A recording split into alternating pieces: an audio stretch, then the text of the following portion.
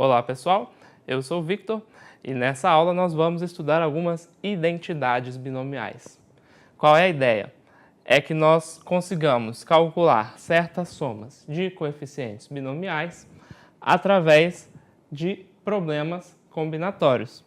Por exemplo, aqui, para quem não conhece a notação somatória, o k está variando de 0 até n, o n está fixo. Então, eu estou querendo provar que essa soma é igual a 2 a n. Que soma é essa? N escolhe k com k igual a 0, n escolhe k com k igual a 1, n escolhe k com k igual a 2, e eu vou até k igual a n. Então, isso é n escolhe n. E eu quero provar que isso aqui é 2 elevado a n, certo? Agora, quando eu olho para esses coeficientes aqui, n escolhe 0, etc, etc, o que eles me dizem? Bom, eu estou somando num certo conjunto que tem n elementos a quantidade de subconjuntos que não tem nenhum elemento, ou seja, o conjunto vazio, que tem um elemento, que tem dois elementos, etc, até n elementos. Ora, mas pelo princípio aditivo, isso aqui é exatamente eu tomar todos os possíveis subconjuntos de um conjunto de n elementos. E nós já vimos em alguma das aulas anteriores que o número de subconjuntos de um conjunto de n elementos é exatamente 2 elevado a n. Por quê? Porque para cada elemento nós vamos decidir de duas maneiras, né, se ele está ou não está no conjunto. Como são n elementos, é 2 vezes 2 vezes 2, n vezes, então isso dá 2 elevado a n. Então, aqui nós temos uma outra identidade com coeficientes binomiais, que se chama relação de Stiefel, né? Pode ser obtida através da análise de um outro problema combinatório, né? Se você pensar que eu estou dizendo n menos 1 escolhe k menos 1, mais n menos 1 escolhe k, é igual a n escolhe k. O que eu estou realmente fazendo? Eu estou olhando para um conjunto que tem n elementos, né? Imagina que seja 1, 2, 3, até o n, né? E eu estou vendo quantos são os subconjuntos desse conjunto que tem exatamente k elementos, certo? Então, como é que eu quebro essa contagem em dois casos, né? Eu estou vendo que os dois casos consistem em escolher subconjuntos de algum conjunto de tamanho n menos 1. Então, é natural que eu pense que eu vou destacar, por exemplo, o último elemento, né? E aí, eu vou dividir o problema em dois casos. O primeiro caso, para formar esse conjunto de k elementos, eu escolhi o elemento n, né? O último elemento. Ora, se eu já fixei que um desses k elementos vai ser o último elemento do conjunto, então eu só tenho que escolher outros k menos 1 dentre os n menos 1 restantes. Então, isso é n menos 1 escolhe k menos 1. Agora, se em vez disso eu disser que eu vou formar um conjunto de k elementos para o qual eu não escolhi o elemento n, né, o último elemento do conjunto, então, entre os n menos 1 restantes, eu ainda preciso escolher k, né?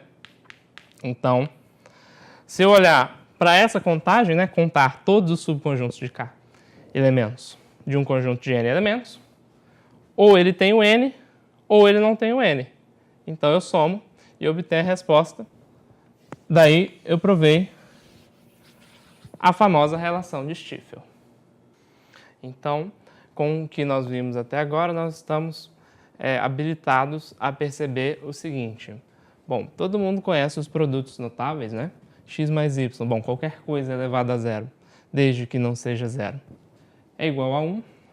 Se eu pegar dois números, x e y, e elevar isso a 1, isso dá 1x mais 1y. Se eu pegar o x mais y e elevar ao quadrado, aí eu tenho a fórmula do trinômio quadrado perfeito, que é quadrado do primeiro, mais 2 vezes primeiro vezes segundo, mais quadrado do segundo. Eu tenho a soma ao cubo, né, que sai com esses coeficientes aqui, 1, 3, 3 e 1, e assim sucessivamente, né? Você pode desenvolver x mais y à quarta e x mais y à quinta, que você vai chegar aos coeficientes 1, 4, 6, 4, 1, 1, 5, 10, 10, 5, 1. Bom, e o que é que tem de relevante nisso para a combinatória? Porque eu posso pensar esse desenvolvimento aqui como um problema combinatório também, certo? Porque o que é que eu estou fazendo quando eu tomo a soma x mais y e elevo a n? Eu estou multiplicando n vezes o termo x mais y, certo? Quando eu aplicar a propriedade distributiva da multiplicação, eu vou ver que isso vai me sair com uma soma de vários termos, né? Cada termo desses com um grau igual a n, né? Que quer dizer o seguinte: a soma do expoente em x com o expoente em y é alguma coisa da forma n menos k e k, né? Que vai dar n. Ou seja, tem vários termos de grau n. Agora, como é que eu decido como fazer essa multiplicação? Veja bem. Aqui eu já escrevi a fórmula, né? Se você for elevar o x mais y a n, você vai encontrar uma coisa que pode ser desenvolvida como somatório de k igual a 0 até n, do binomial n escolhe k, vezes esse termo aqui. Por que que isso faz sentido? Pensa bem. Se você vai multiplicar todos esses termos, você vai pegar um desses termos x ou y, multiplicar por x ou y e fazer isso, né? Multiplicar n vezes por x ou y. Se você disser para mim quantas vezes você vai escolher y, eu sei que no final eu vou sair com y elevado a k. E bom, no restante das vezes eu escolhi x, então eu vou sair com x elevado a n menos k, certo? Só que tem várias maneiras de eu olhar para aquele produto ali e escolher exatamente k parcelas iguais a y, né? No total são das n parcelas, eu vou escolher k. Então vai sair n escolhe k vezes x a n menos k vezes y a k, certo?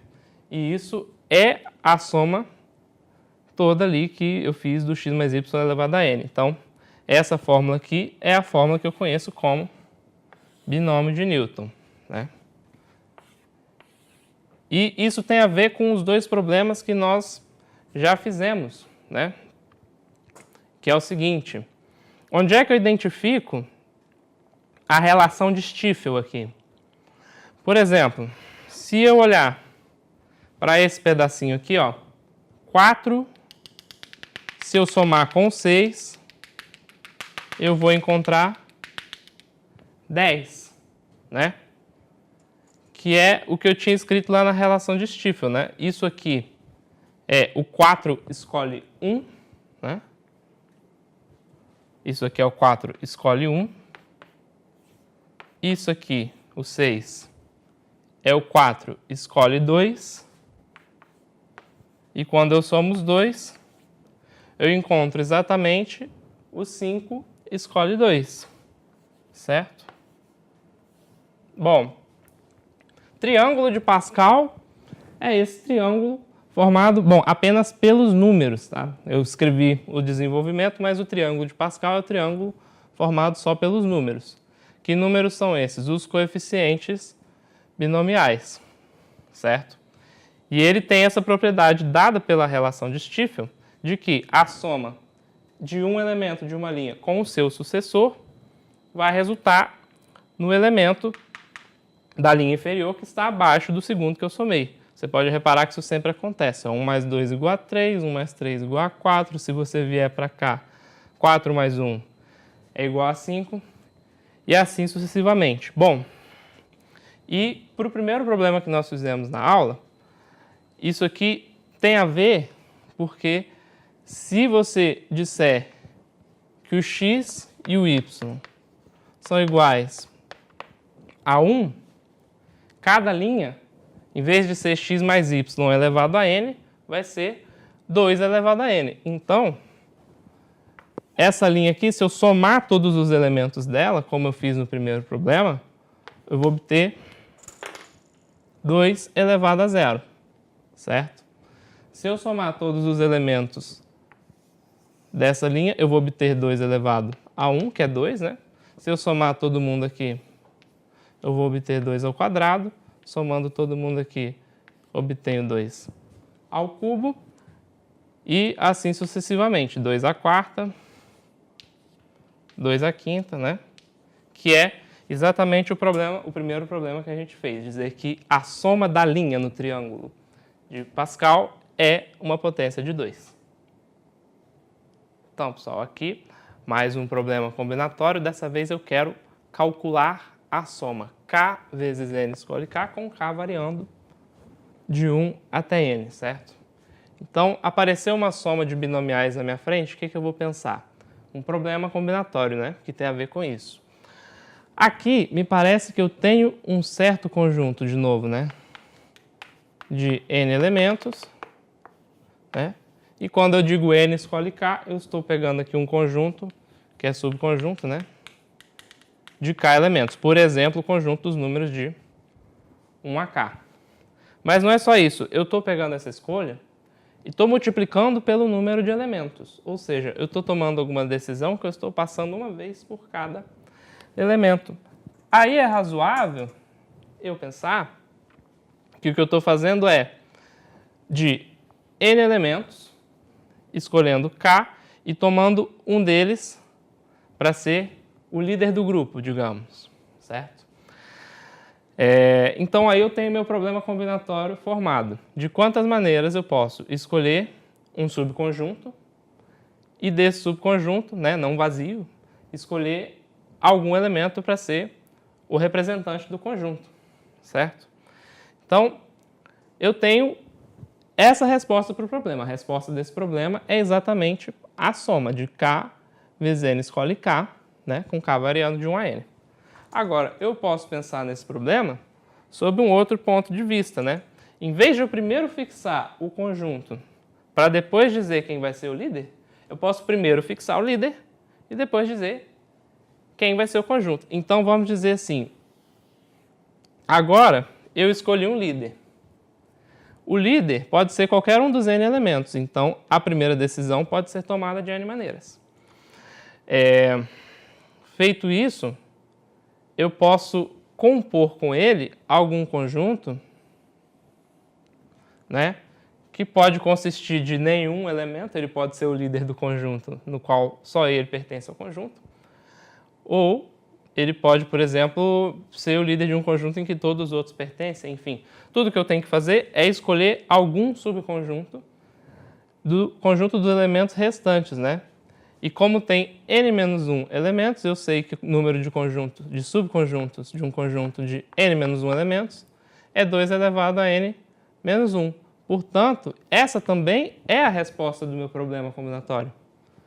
Então, contado pelos dois pontos de vista, eu descubro que o valor dessa soma é n vezes 2 a n-1.